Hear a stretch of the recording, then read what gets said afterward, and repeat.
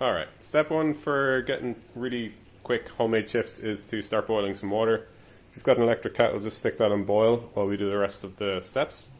Or just fill a pot and start boiling water there. Step two, if you have not got washed potatoes, you're going to have to wash the potatoes. If you've got washed potatoes, saving yourself a load of hassle, put down a chopping board, and that's just to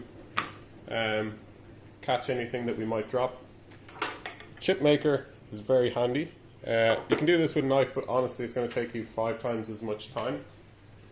Now, some potatoes aren't going to fit into the chip maker properly. You're going to have to chop those. This one's an example of one that won't fit properly. I recommend chopping diagonally, and then put the wedge shape in like that. Catch chips as they come out. Throw them into your pot.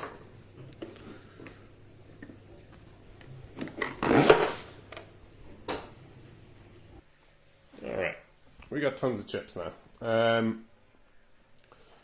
Now the next step is to parboil the chips. If you're going to eat some chips straight away, you only really need to parboil the chips you're going to freeze.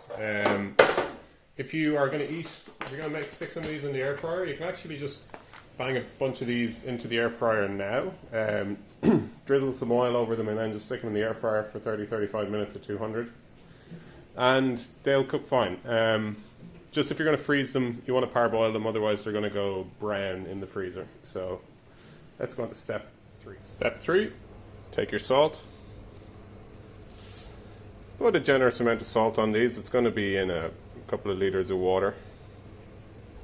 It's nice to have a little bit of saltiness in the chips, but it's also kind of helps them cook a little bit. Cover with boiled water. The hotter this is, the better, so try and kind of time things so your water boils just as you're ready to cook.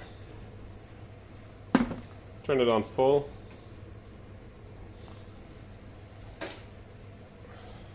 Poke those around a bit just to kind of get all the water in contact with all the chips. Put a lid on your pot. Set a 4-minute timer.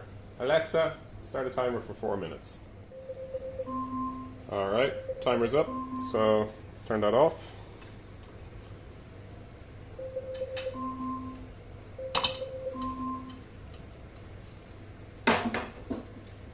Next we need to drain the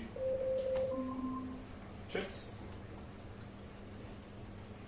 Transfer board out.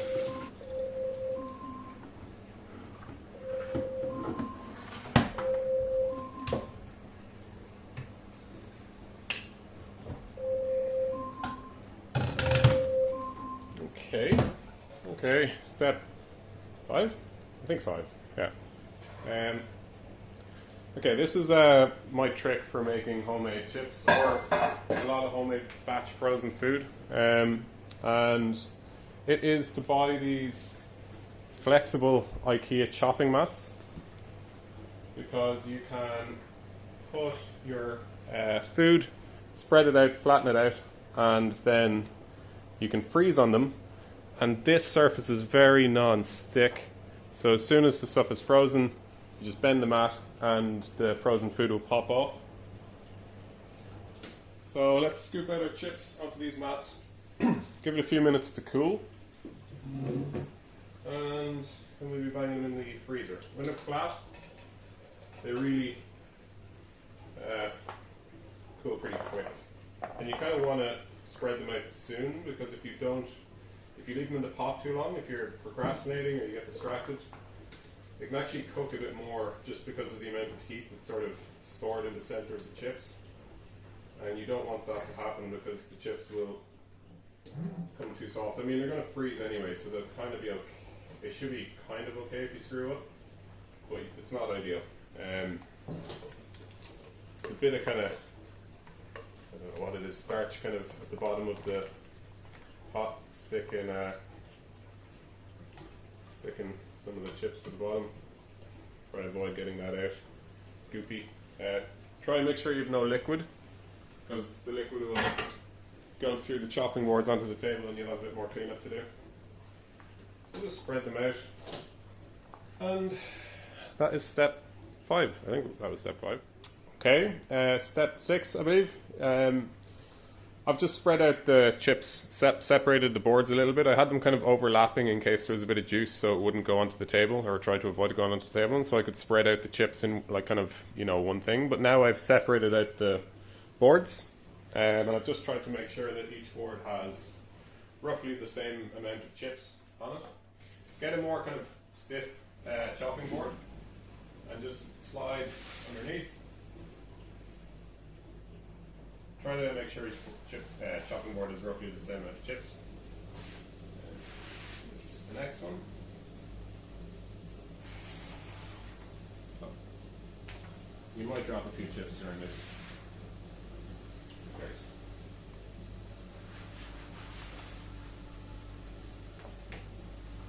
Come back. By the way, you don't need to make sure your chips are all completely spread out flat. They can be overlapping a little bit like this, it's fine.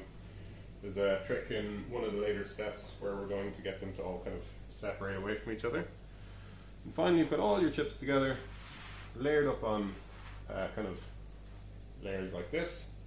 And we're going to transfer them to the freezer. Dropping your chips everywhere. Find somewhere in the freezer where you can leave these flat.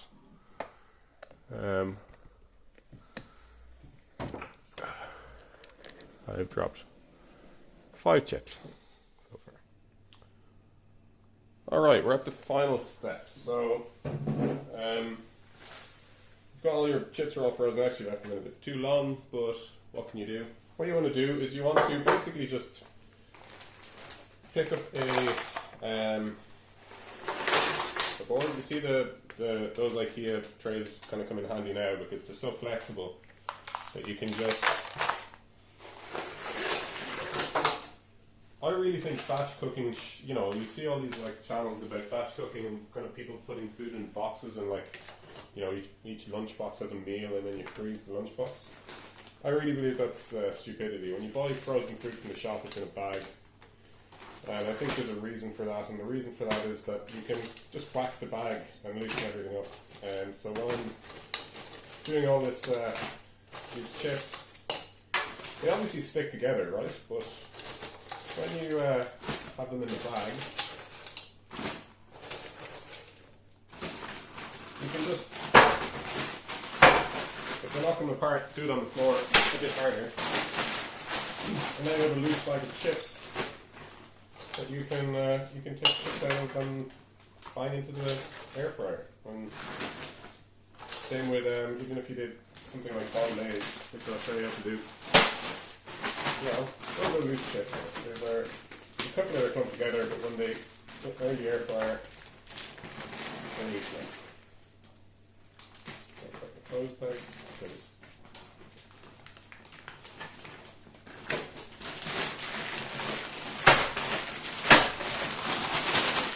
good. Turn your fries to the freezer, and you've got some homemade frozen fries.